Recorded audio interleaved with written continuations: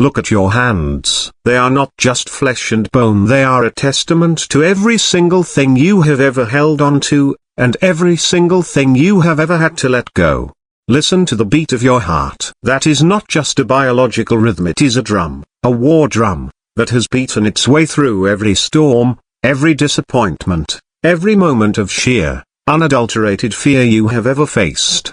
And you are still here. You are still listening. You are still breathing. And that, right there, is the first and most profound victory that you must acknowledge today. This is not a speech about avoiding the storm. This is a speech about learning to dance in the rain. This is not a lecture about finding an easy path. This is a battle cry for forging your own path, with your own two hands, scarred and calloused though they may be. The title of this video is Strength Comes from Struggles. And I am here to tell you, with every fiber of my being, that this is not just a nice quote to put on a poster. This is the fundamental, unbreakable, non-negotiable law of human growth. Strength does not come from what you can do. It comes from overcoming the things you once thought you could not do. It is forged in the silent, lonely, desperate moments when you are faced with a choice, to lie down and be defeated, or to find a reason, any reason, to take one more breath,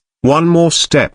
I want you to think about a struggle you are facing right now. Maybe it is a financial struggle, a mountain of debt that feels like it is crushing you every single morning when you wake up. Maybe it is a health struggle, your own body feeling like a betrayer, a prison of pain all imitation. Maybe it is a heartbreak so profound that you feel a physical ache in your chest, a hollow emptiness where love and trust used to reside. Maybe it is a dream that feels like it is dying, a passion that the world seems to be systematically trying to extinguish. Maybe it is the silent, invisible struggle of anxiety, a constant whisper of fear in your ear, or the heavy, grey fog of depression that makes even getting out of bed feel like a Herculean task.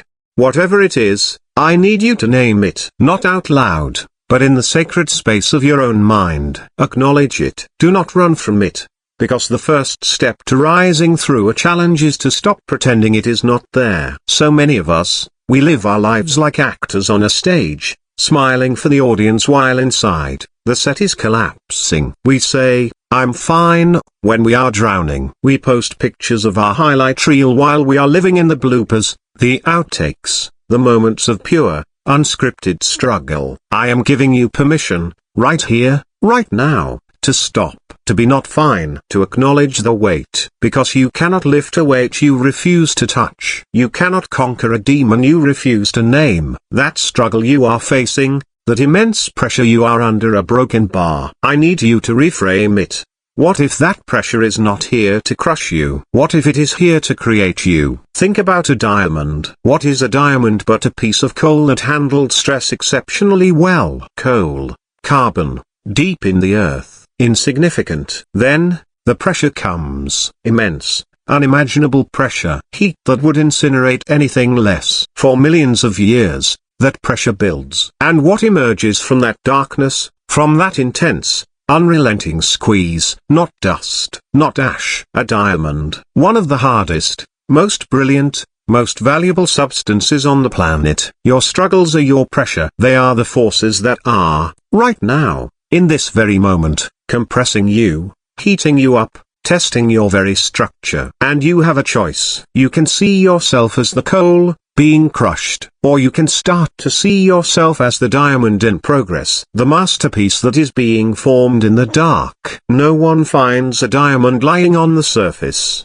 in the bright, easy sunlight. Diamonds are always found in the depths, in the mines, in the dark, hard places. Your strength, your brilliance, your unshakable core, a broken bar that too is being forged in the dark, hard places of your life. Not in the easy days, not when everything is going according to plan, but when the plan is in ashes, when the map has been torn up, when you are lost in the wilderness with no compass. That is when you discover who you truly are. Let me tell you a story. It is a story about a man you may have never heard of. His name is Jersey. In the 1940s, Jersey was a young, ambitious, incredibly fit man. He was a soldier, an athlete, a resistance fighter in his country during a time of war. He was captured. He was thrown into a notorious prisoner of war camp. This was not just a camp, it was a place designed to break the human spirit. The work was back-breaking, the food was barely enough to sustain life,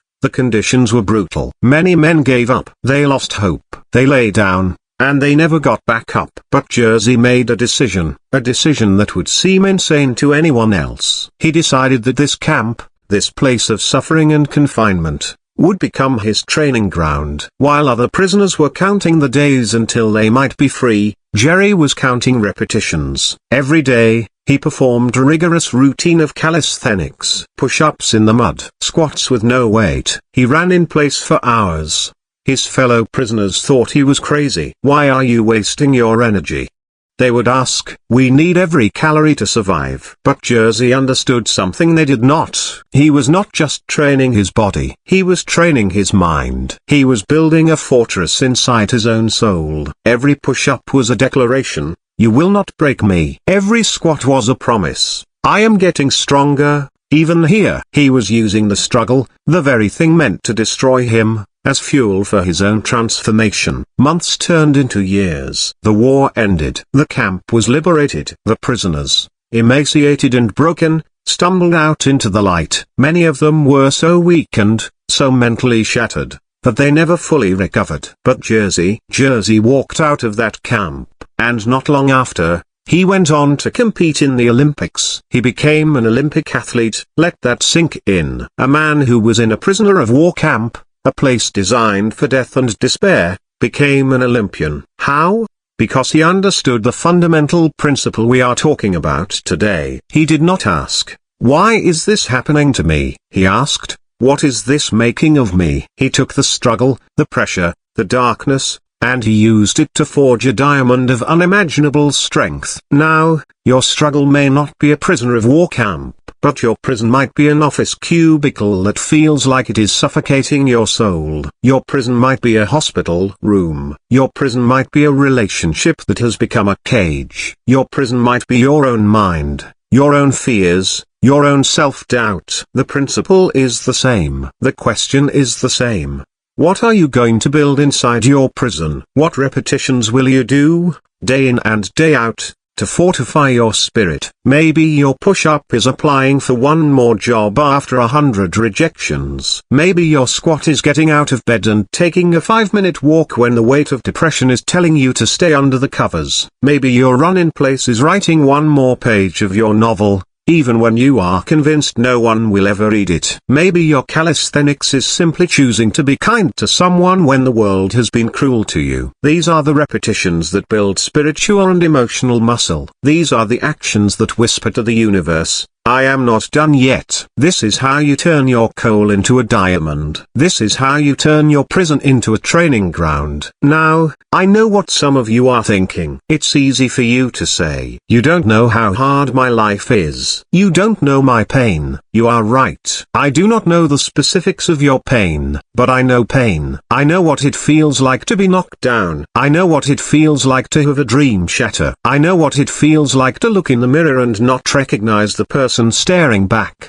because life has beaten them down so much. And I am here to tell you that the person in the mirror, the one who feels broken, is not the final version of you. That is the raw material. That is the coal, deep in the mine, under pressure. The breaking is not the end. The breaking is the beginning. Think about a seed. What happens to a seed if you leave it on a table? Nothing. It remains a small, hard, potential-filled thing. But it never becomes a tree. It never reaches for the sky. It never provides shade or fruit or a home for birds. For a seed to become what it is destined to be, it must be buried in darkness, in dirt, surrounded by pressure, by the weight of the earth. It must feel, for all intents and purposes, like it is being destroyed. It must crack open. Its very shell, its identity, must be broken apart. And in that darkness, in that feeling of being completely destroyed, a miracle happens. It begins to reach. Not for the sun,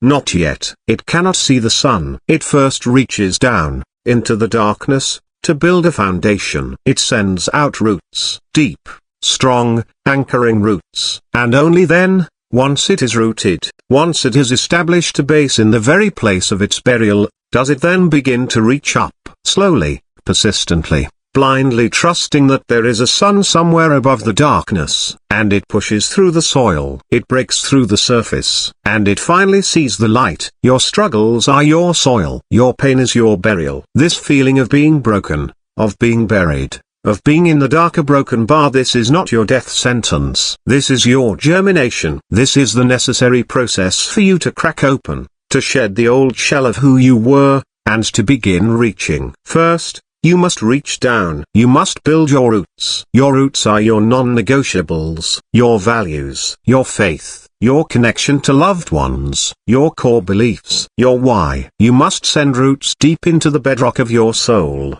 so that when the winds of adversity blow, and they will blow, you will not be uprooted.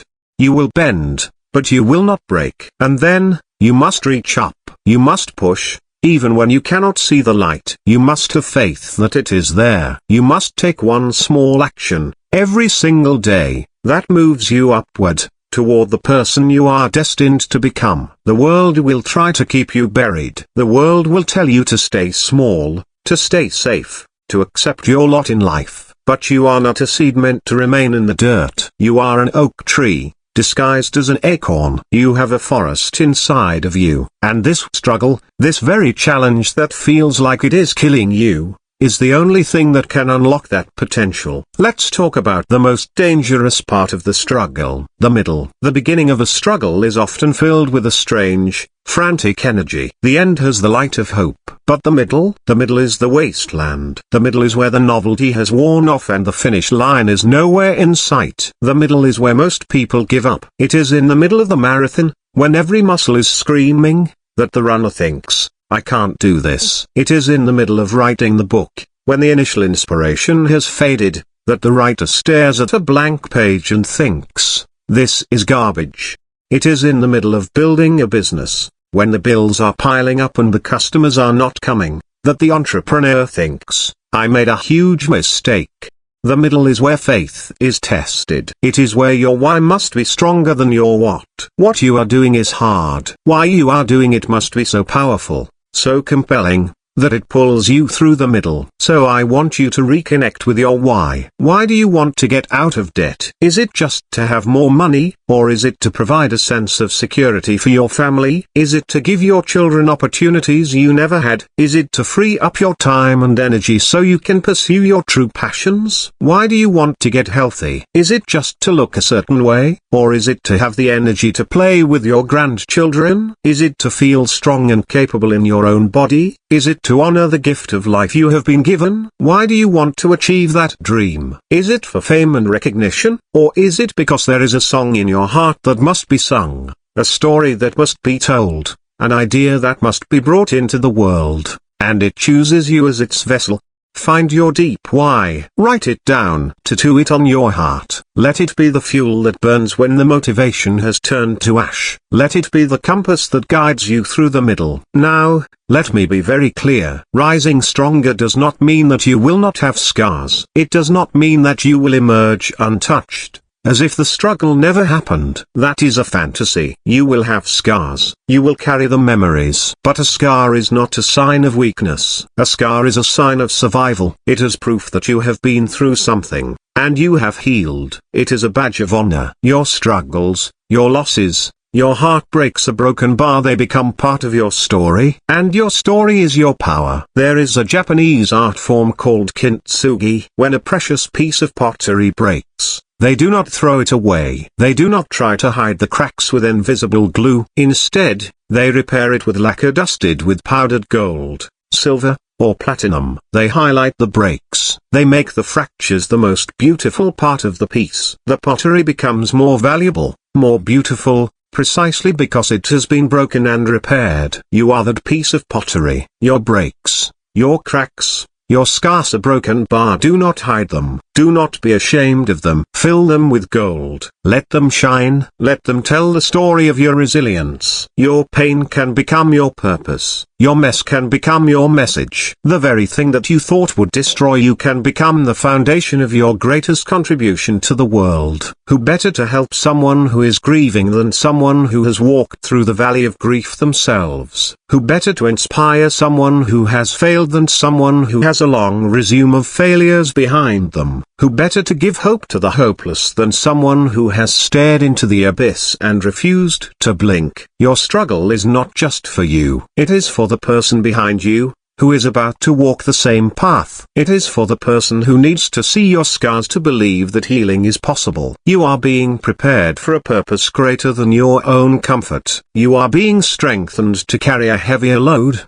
not just for yourself, but for others. So, how do you practically do this? How do you actually rise stronger? It starts with a decision you make every single morning, sometimes every single minute. The decision to take responsibility, not for the storm, but for your response to the storm. You cannot control the wind, but you can adjust your sails. You cannot control the fact that it is raining, but you can choose to dance in the puddles. Stop waiting for the conditions to be perfect. They will never be perfect. The perfect time to start is now. The perfect place to begin is right here, in the middle of the mess. Break it down. Your mountain of struggle is too big to climb in one leap. So do not look at the peak. You will get discouraged. Look at the next step, just the next one. What is one small thing you can do today, right now, that moves you 1 inch forward? Can you make one phone call? Can you write one email? Can you go for a 10-minute walk? Can you read 5 pages of an inspiring book? Can you practice 5 minutes of deep breathing? Small, consistent, daily actions. That is the secret. That is how you eat an elephant. 1 bite at a time. That is how you build a skyscraper. 1 brick at a time. That is how you cross an ocean. 1 stroke at a time. Stop being overwhelmed by the enormity of the journey. Just focus on the next step, and then the next, and then the next. Before you know it, you will look back and see how far you have come. You will see that the mountain that once loomed over you is now beneath your feet. Surround yourself with reminders. Put a quote on your mirror. Set a motivational song as your alarm. Create a vision board. Find a community, even if it is an online one, of people who are also fighting their own battles. The Inspire Room community is here for that. You are not alone in this. We are all in the arena, covered in dust and sweat and blood. We are all fighting. Let us fight together. Let us lift each other up. Let your environment scream of your potential, even when your mind is whispering of your limitations. And finally, practice gratitude. I know it sounds counterintuitive. How can you be grateful when you are in pain? I am not telling you to be grateful for the struggle. I am asking you to find things to be grateful for in the struggle. Be grateful for the lesson it is teaching you, even if you cannot see it yet. Be grateful for the strength it is forcing you to develop. Be grateful for the small moments of peace, for the people who are still by your side, for the simple fact that you are alive and you have a fighting chance. Gratitude is not a denial of reality. It is a refusal to let reality steal your joy. It is a powerful act of defiance. It is you saying, "You have taken a lot from me, but you will not take my ability to be thankful for what remains." That attitude, more than anything else, will give you the strength to rise. So, let's bring this home. Let's get specific. Let's talk about you, right now, watching this screen. I see you. I see the weight on your shoulders. I see the doubt in your eyes. I see the fear in your heart. And I am here to look you in the eye and tell you 3 things. First, you are stronger than you think. You have survived 100% of your worst days so far. That is not a coincidence. That is a testament to a resilience that is built into your DNA. You come from a long line of survivors. Your ancestors faced plagues, and wars, and famines, and unimaginable hardships. Their strength is in your blood. Their resilience is in your bones. You have a fortitude inside you that you have not even begun to tap into. Second, this struggle is temporary. It feels eternal. It feels like this is your new, permanent reality. It is not. The only constant in life is change. The storm will pass. The night will end. The winter always gives way to spring. Hold on. Just hold on. The dawn is coming. And third, You are not alone. You may feel alone. You may feel like no one understands. But I understand. This community understands. And there is a force in the universe. Call it God. Call it the universe. Call it source energy. Call it whatever resonates with you. A broken bar. There is a force that believes in you even when you do not believe in yourself. You are connected to something greater than your temporary circumstances. You are a child of possibility, a vessel of potential, a warrior of light. Now, I want you to do something with me. I want you to stand up, wherever you are, in your room, in your office, in your garage. Stand up, feel your feet on the ground, feel the solid earth beneath you. That is your foundation. Now, put your hand on your heart. Close your eyes. Feel that. That is your drum. That is your war drum. It is still beating. It is still fighting for you. Now, I want you to make a promise, a vow to yourself. Say these words out loud, with me. Say, this struggle will not break me. It will build me. I am the fire. And I am the gold. My scars are my strength. My story is my power. Today, I take one step, just one step. And tomorrow, I will take another. I am a diamond, formed under pressure. I am an oak tree, growing from a buried seed. I am a masterpiece of kintsugi, more beautiful for having been broken. My strength comes from my struggles.